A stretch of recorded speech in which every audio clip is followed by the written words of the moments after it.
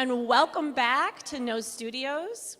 And I told you, don't go far. I said, grab another drink, another cup of tea, because we have a really special guest when we return. And so we are here with Gabby Mancuso. And I told you were going to be in for a surprise. Camera, can you get this? She's tiny. So Gabby is 8, and so we've got No Studio members of all ages, from adults to kids to adults who are kids at heart. So I'm super excited to talk to you, Gabby. And you brought some like props here, which I love. So first off, you're 8 years old. Did I get that right? Yep. So let me guess. Is that 3rd grade? Second. 2nd grade. Okay, so you are an actress, a model. Let me look at my notes here. What am I forgetting? Oh, and a dancer. Yep. So when you are not on set and walking the runway, what are some things that you just like to do for fun? I would have to say, I like to wake up, eat breakfast, make slime, eat lunch, make slime, You know, make slime, eat dinner. You sound a lot like my daughter, and she's 13. So you have many years of slime ahead of you. But I do want to get into your artistic side, right? Because you're doing some really cool stuff. And so how did you get into acting, modeling, dancing? Where did that spark come from? Well, for acting, I started when I was 4 because I had a lot of hobbies, and then I ended up doing my first play. It was a Schoolhouse Rock play. It was, I would have to say, I only had one line, but I was like, wow. Aha.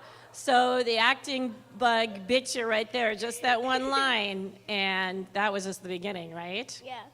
And may I also say, like, who's your inspiration when it comes to acting? My mom. I was gonna say, now your mom, Marichui, who's also a member of No Studios, she was the first person who I interviewed when we started doing these podcasts. Do you know anything about your mom's journey and what she had to do to become an actress here in the U.S.? I didn't hear the whole story, but she always used to tell me that she was like in her teenage years when she came to America. Yes.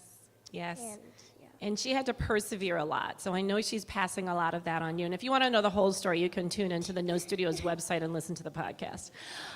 So I want to get to some of the things that you have here. I also want to talk about this play that you're co-producing, which is super impressive. So why don't we start here? This looks like some of your favorite things, some things that you've worked on. I love it. You've created like the No Studios set. So why don't you tell us what you have here? So we have, it's this background right here. I see that. And we have a desk with No Studios flyers there. There's a chair. There's Medusa, the original Medusa signs. And then that sign right there is the people that helped with Medusa. Speaking of the first Medusa, my mom and Christine Peterson were the ones that created Medusa. So now let's just back up so that, because not everybody may know. So I think people are familiar with Medusa, the mythical figure, but you're talking more about Medusa the play. So yes. Give us a little bit of background for people who may not be familiar with the play. Okay, so the play is about women in history, just getting to know them a little more, and yeah. Okay, so it's about women, history, their stories? Yep. Fair enough? Okay, so there's an adult version, Yes. is that right? Yep. And then there's a younger version, Yes. or there is now, Yeah. because you helped to bring that to life. Yep. You want to tell us a little bit about that, how that came about? So I think it was when I'd have to say a couple days after I saw my mom on stage in the grown-up version of Medusa. Of Medusa. And then, so it started with this. I wanted to make this, and then when I was making this, I realized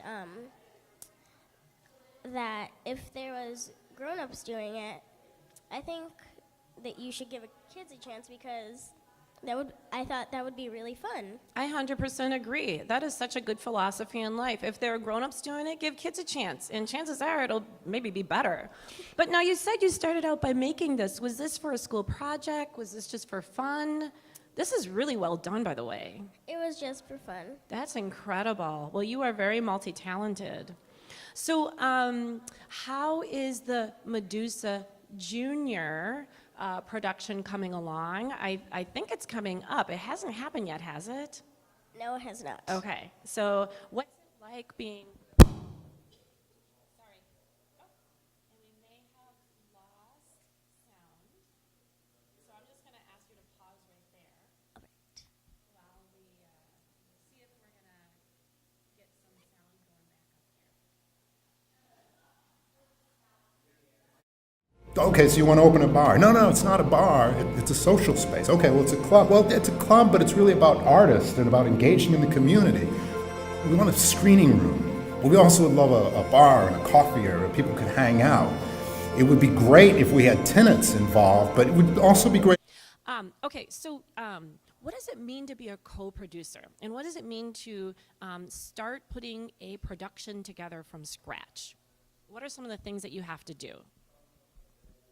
So first of all, you need to think of how you're gonna make the play work, and then you gotta make flyers, and then you gotta pass them out to everybody, and then you gotta find actors who Where are you finding your actors? Are you tapping into friends at school? Not exactly. We're gonna have auditions on June 1st. The kids have to be 8 to 14 years old, and 2 p.m. to 5 p.m. So, since you are a seasoned actress, you've been in 2 films. Am I right about that so far? Oh, I'm sorry, people. She's been in 3 films. I need to update my notes. Whoever gave me these notes are out of date. You've been in 3 films, and so you've got young people. Oh, awesome. So you've got, you're a seasoned actress, and you've got young people who are coming to try out for the play. What advice do you have for a young person who might be really nervous, but they're hoping that this is their big break to be cast in your play? Well, you need to just be confident.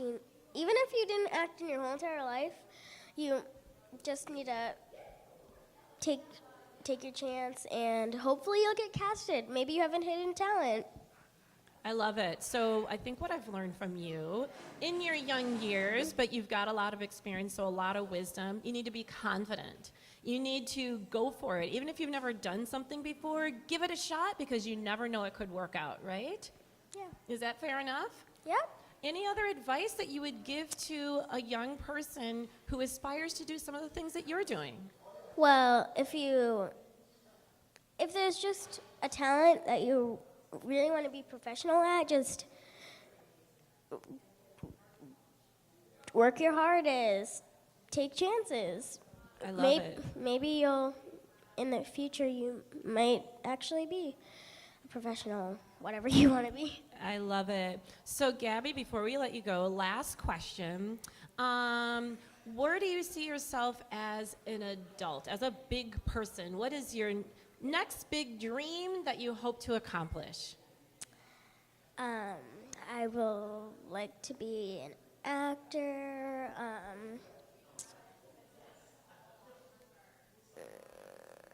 And you're already doing that. An actor. You're off to a fantastic ballerina, start. an artist. Mhm. Yeah. So definitely having continuing your career in the creative arts, right? Awesome. Well, I look forward to seeing more of you. I wish you all the best with your production. That's a big job for a little lady, but I know that you're up for it. And I hope that you still carve out time to make your slime, because that's important too. Thank you for being here. You're welcome. And by the way, my last name is Mancuso. Mancuso. Got it. All right. We will not forget that. All right. So stay tuned, because when we come back, we're going to be talking to Pam and another No Studios member who has a really fascinating, interesting story. So stay tuned. We'll be right back. Okay, so you want to open a bar. No, it's not a bar. It's a social space. Okay, well, it's a club. Well, it's a club, but it's really about artists and about engaging in the community. We want a screening room. Well, we also would love a bar and a coffee area where people could hang out. It would be great if we had tenants involved, but it would also be great if we had an upper space where people could work and flow together. We want to incubate, we want to encourage and socialize. A place where you can just relax between meetings or obligations. A place where you can have an idea and say, hey, you know what would be great if we could do this or we could do that. That's what this space is all about.